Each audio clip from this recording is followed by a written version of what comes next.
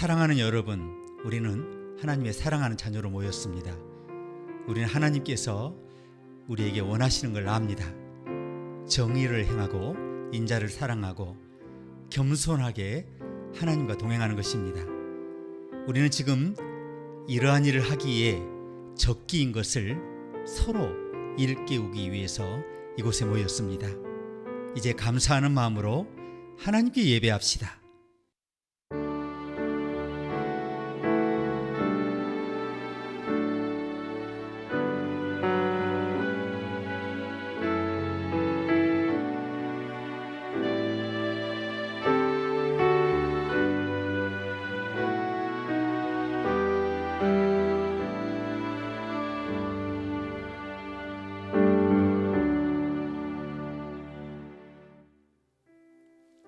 전능하신 하나님, 주님의 거룩한 이름을 경배하도록 우리를 살아있게 하셨고 그 은총을 감사하기 위해 여기에 모였습니다.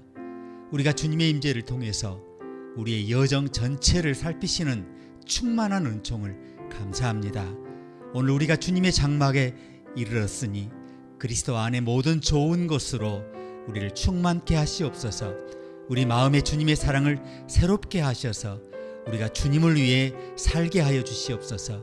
이 예배가 주님을 영화롭게 하고 주님이 우리에게 한량없는 복으로 응답하여 주시옵소서. 예수님의 이름으로 기도합니다. 아멘.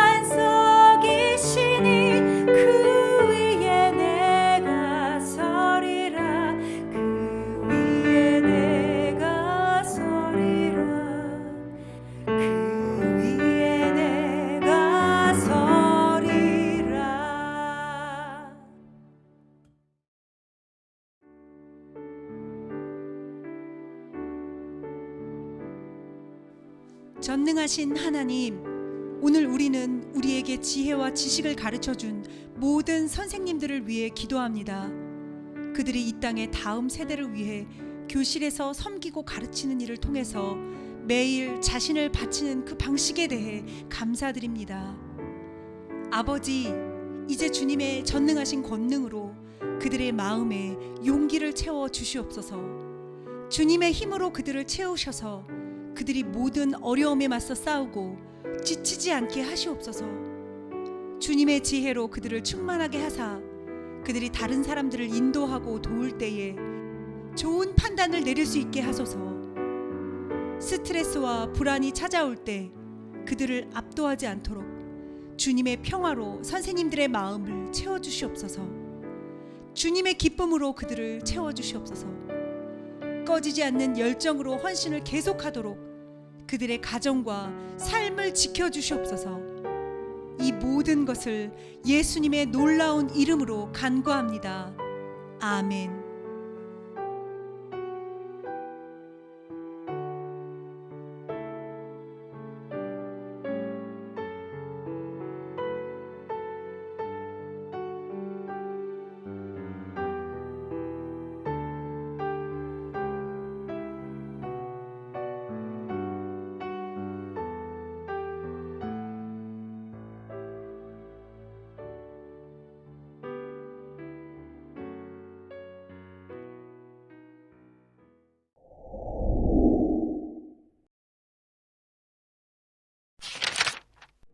이제는 율법 외에 하나님의 한 의가 나타났으니 율법과 선지자들에게 증거를 받은 것이다.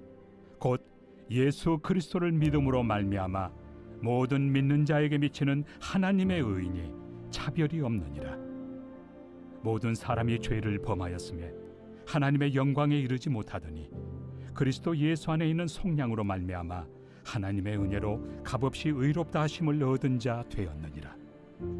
이 예수를 하나님이 그의 피로써 믿음으로 말미암는 화목 제물로 세우셨으니 이는 하나님께서 길이 참으시는 중에 전에 지은 죄를 간과하심으로 자기의 의로우심을 나타내려 하심이니 곧 이때 자기의 의로우심을 나타내사 자기도 의로우시며 또한 예수 믿는 자를 의롭다 하려 하심이라. 그런즉 자랑할 데가 어디냐? 있을 수가 없느니라. 무슨 법으로냐? 행위로냐? 아니라 오직 믿음의 법으로니라. 그러므로 사람이 의롭다 하심을 얻는 것은 율법의 행위에 있지 않고 믿음으로 되는 줄 우리가 인정하노라. 하나님은 다만 유대인의 하나님이시냐?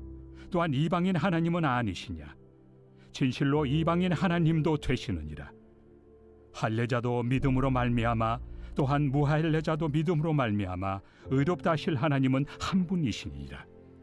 그런즉 우리가 믿음으로 말미암아 율법을 파기하느냐? 그럴 수 없느니라. 도리어 율법을 굳게 세우느니라.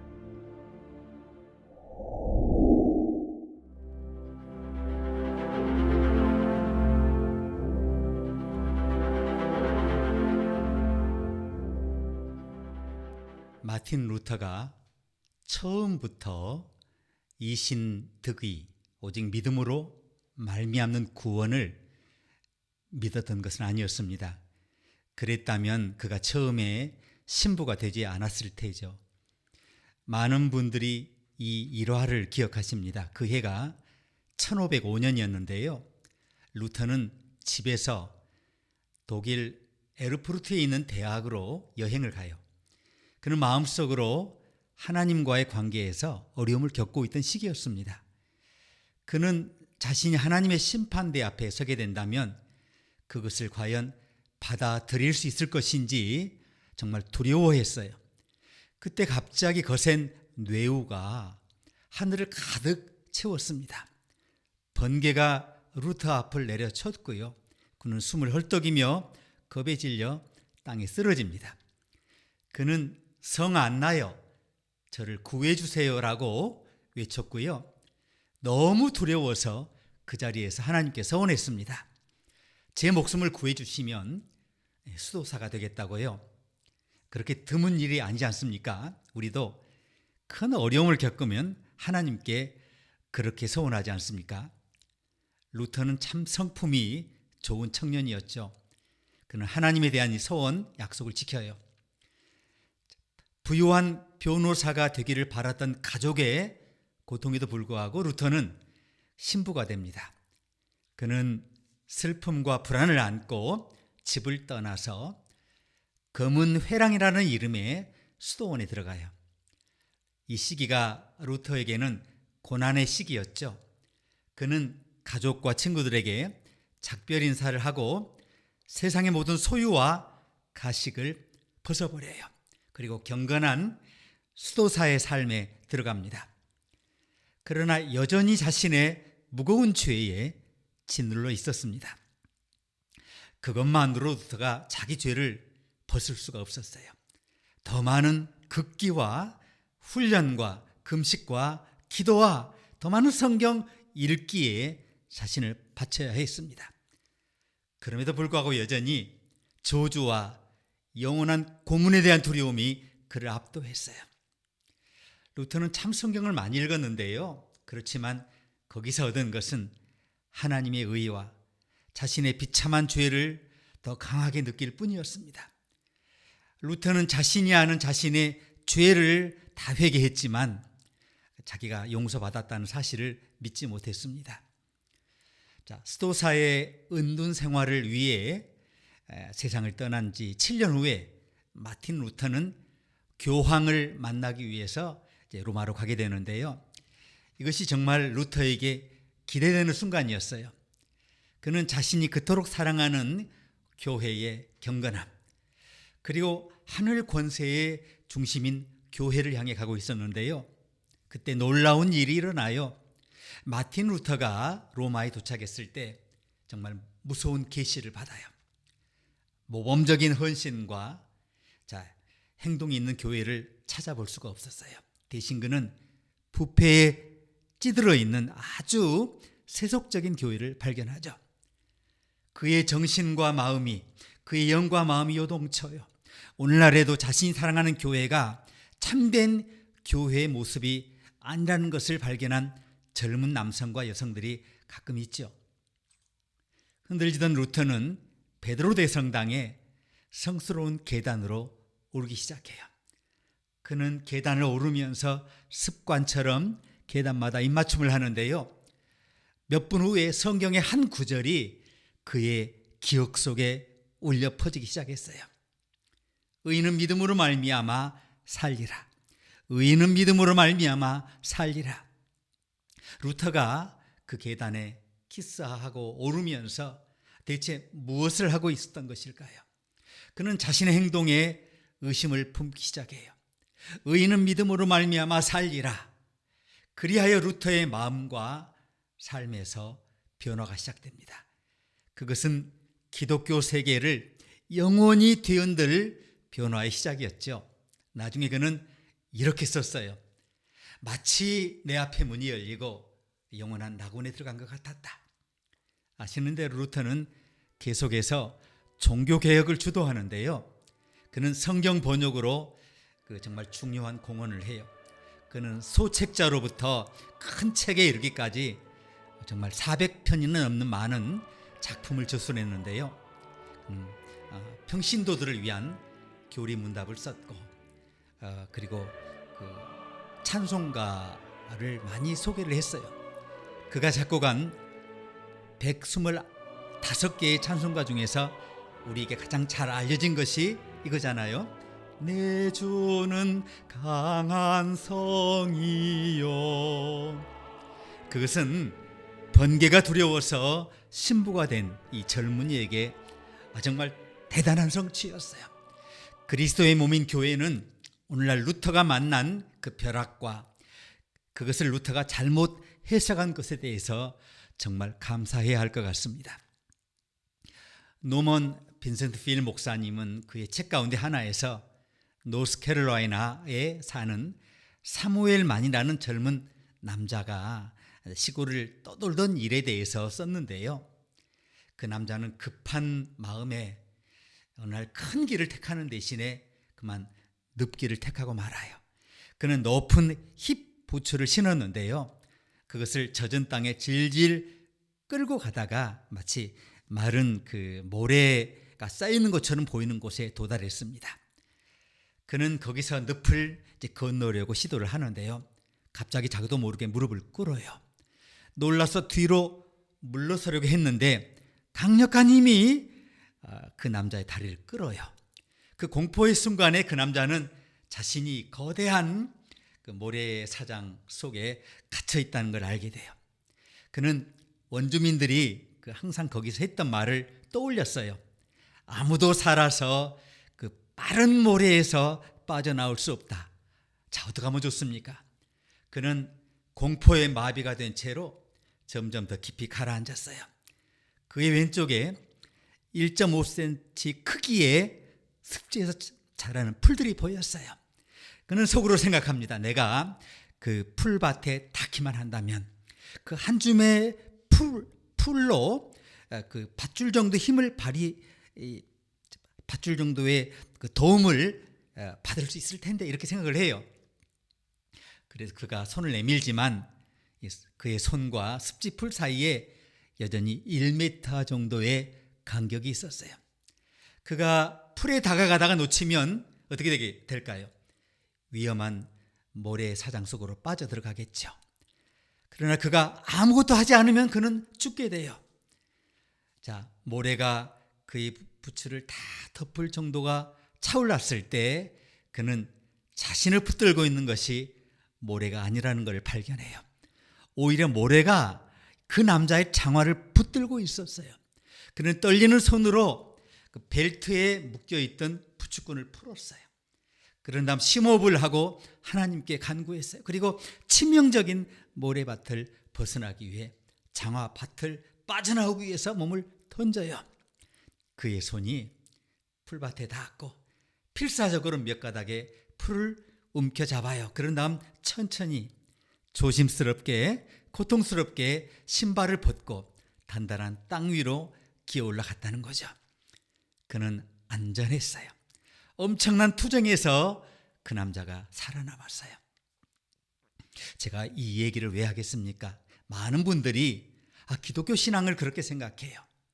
그러나 복음은 하나님이 우리의 선행을 증명하기 위해 필사적으로 우리가 하나님께 손을 내미는 게 아니에요. 복음은 우리에게 사랑과 긍휼과 용서를 베푸시는 하나님에 관한 거예요. 죄와 자기 파멸의 모래사장에서 우리를 이끌어내시는 분은 하나님이세요. 그것은 우리가 어떻게 해내는 우리의 성취가 아니에요. 신앙은 우리가 하나님을 위해서 무엇을 하느냐 이런 문제가 아니라 하나님이 우리를 위해서 무엇을 하셨는가에 관한 겁니다. 자, 루터가 1513년 봄에 본 것은 교회를 완전히 뒤집어 놓았어요. 루터 당시 교회는 기본적으로 하나님은 수동적이시고 인간은 능동적이라고 가르쳤어요. 하나님은 그의 보좌에 앉아 통치하고 계셨어요.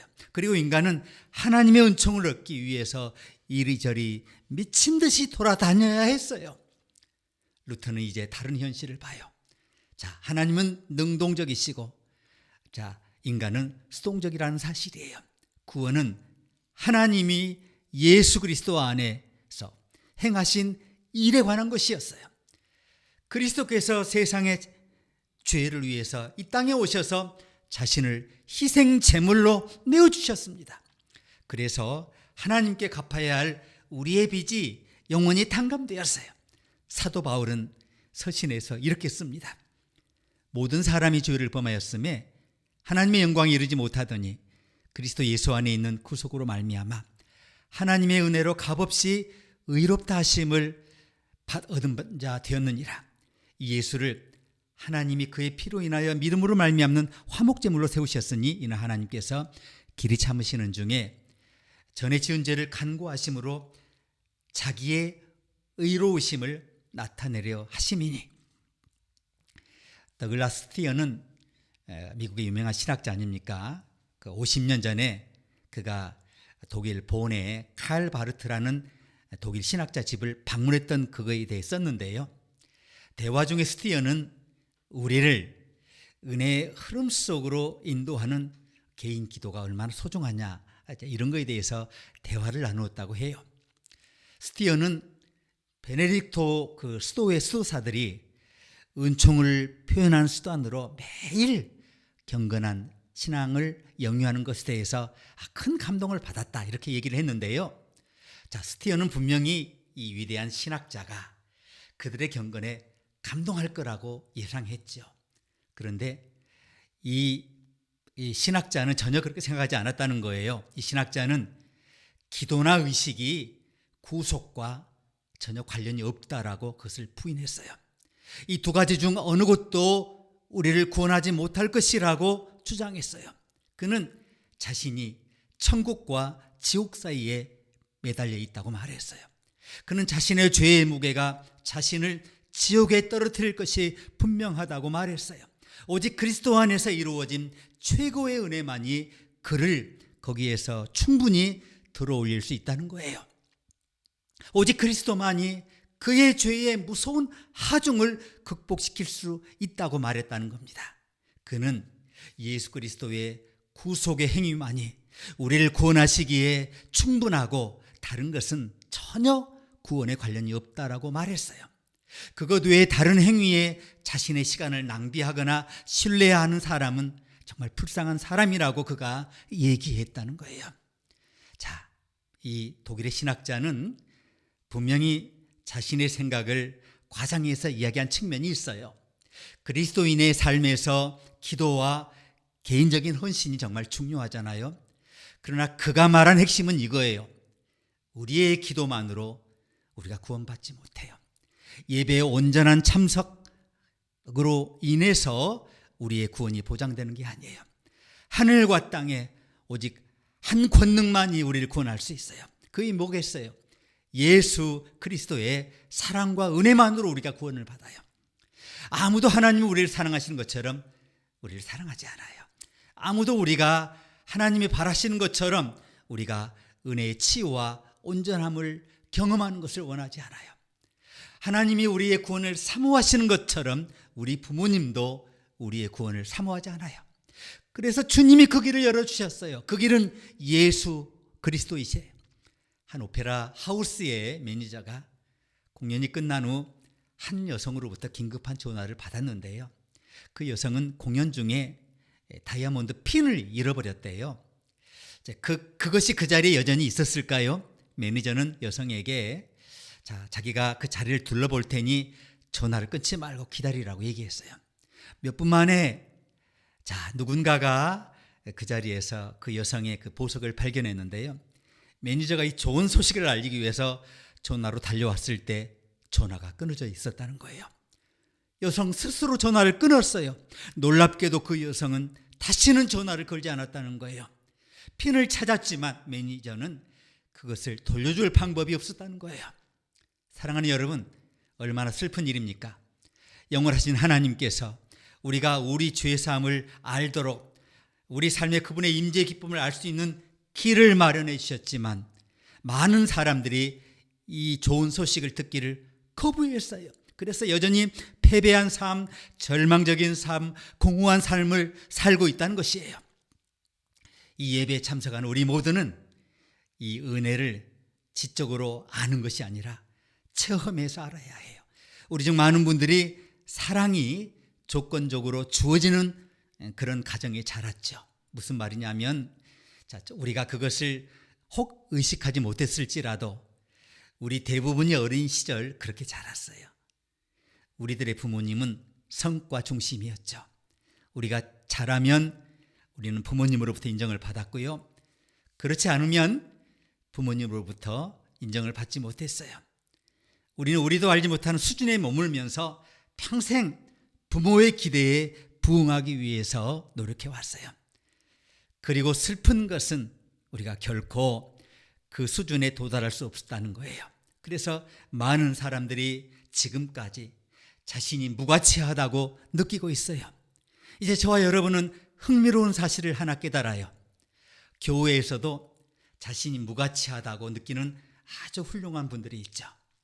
어려서 우리가 부모님에게서 받은 그 같은 판단이 우리의 기쁨을 앗아갔어요. 우리는 평생 동안 옳은 일을 하려고 노력했지만 우리가 얻은 것은 마치 벽 앞에 서서 은혜의 세상을 단지 간절히 바라보는 것 같은 그런 삶을 살았다는 거예요.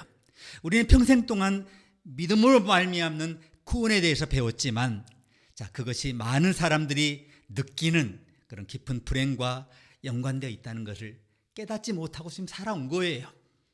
이제 제가 여러분들에게 좋은 소식을 알려드릴게요. 우리는 좋은 성적을 낼 필요가 없어요. 우리는 학교에서 1등급을 받으려고 노력할 필요가 없어요. 저와 여러분은 합격했어요. 우리는 사랑을 받고 있어요. 하나님에 의한 우리 속사람의 구원, 우리의 온전함, 치유는 우리의 행위에서 비롯되는 게 아니에요. 하나님의 은혜를 경험하기 위해서는 우리가 지금껏 선에 대해 배운 모든 것을 잊어야 해요. 제 이야기가 급진적입니까? 그러나 이것이 루터가 반천년 전에 본 거예요. 우리는 우리의 행위로 구원받는 것이 아니라 전능하신 하나님에 대한 믿음으로 구원을 받아요. 우리는 전 세계에 작지만 위대한 교회가 많다는 사실을 알아야 해요. 이들 작은 교회는 큰 교회보다 쉽게 무너지지 않죠. 종교개혁이 시작되었을 때 자유의 작은 씨앗으로 시작됐어요. 개혁은 정말 작게 시작됐어요. 아마도 그것이 그렇게 위대하게 될 것이라고 그 누가 생각했겠어요. 모든 위대한 역사적 운동은 이 씨앗의 패턴을 따라요. 어린아이들이 클 때처럼 위대한 아이디어는 만개하기 전에 정말 작잖아요. 지역사회에서 얼마나 많은 영혼들이 지금 이끌리고 있는지는 중요하지 않아요. 한두 사람이 하나님을 찾는 것이 중요할 수 있어요. 하나님은 회개사가 아니시죠. 우리는 하나님께 더 사랑받기 위해 더 많은 일을 하려고 할 필요가 없어요. 개혁적인 교회는 지금도 신앙의 자유를 지키는 작은 씨앗을 계속해서 심고 있습니다. 그들은 작은 씨앗을 심지 큰 나무를 심지 않아요. 작은 희생이 큰 도움을 이루어요. 작은 헌신이 더 많은 사랑을 보여줄 수 있습니다. 그것은 큰 사람들이 할 수 없는 방식으로 역사의 흐름을 돌릴 수 있어요. 사랑하는 여러분, 작은 것의 위용을 믿으시기 바랍니다. 다른 어떤 단계보다 이 단계를 신뢰하시기를 바랍니다. 씨앗을 믿으세요. 나머지는 주님이 이루실 것입니다. 함께 기도하시겠습니다.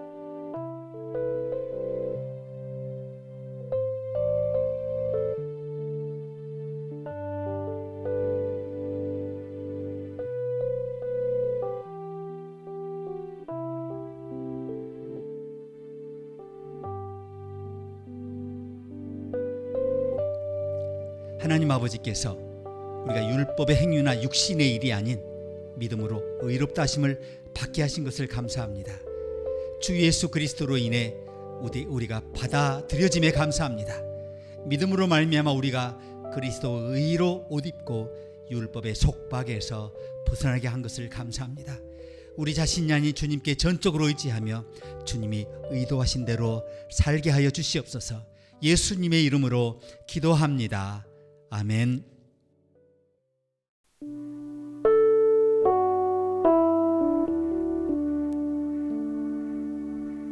내 맘이 고통으로 타오를 때 사방의 벽들에 둘러싸여도 여전히 나의 맘속에 비춰주시는 주의 은혜로 주 나와 함께 하심을 믿네. 내가 불 가운데 지날 때 주 옆에 계셨고 내가 물 가운데 지날 때 주 날 지켜주셨네.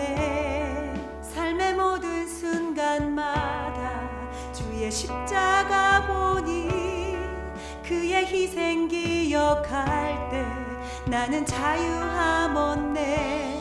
내가 불 가운데 지날 때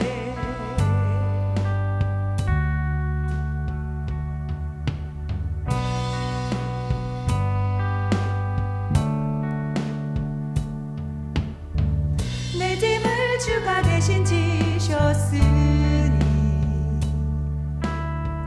더 이상 죄에 끌려다니지 않네. 오늘도 나의 믿음을 강하게 하는 주의 은혜로 더 이상 세상에 절하지 않겠네. 주 나와 함께 하심을 믿네. 내가 불 가운데 지날 때 주 옆에 계셨고 내가 물 가운데 지날 때 주 날 지켜주셨네. 삶의 모든 순간마다 부활하신 주 보니 그 어떤 상황 속에서도 나는 승리하겠네.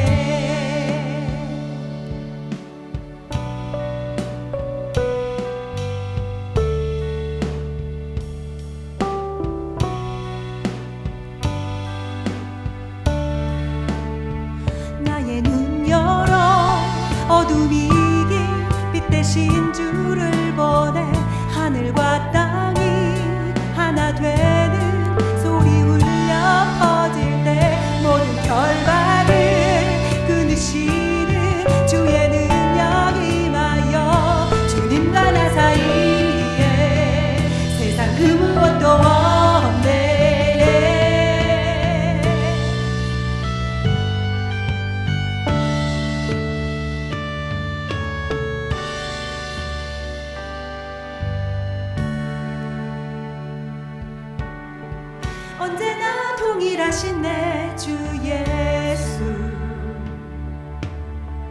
모든 이름 위에 뛰어난 그 이름,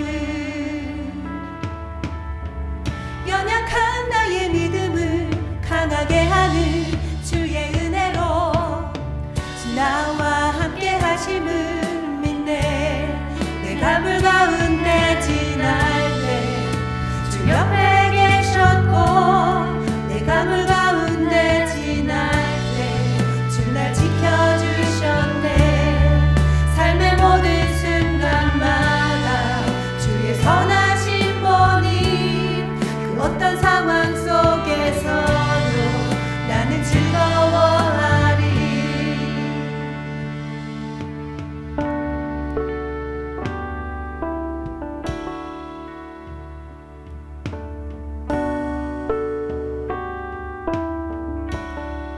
그리 아니하실지라도 나 찬양하리라. 그리 아니하실지라도 굳게 서리라.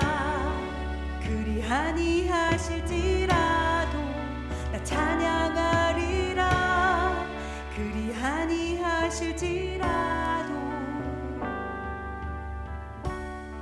내가 불 가운데 지날 때와 주님 나와 함께 계셨네. 내가 불 가운데 지날 때 주님 나와 함께 계셨네.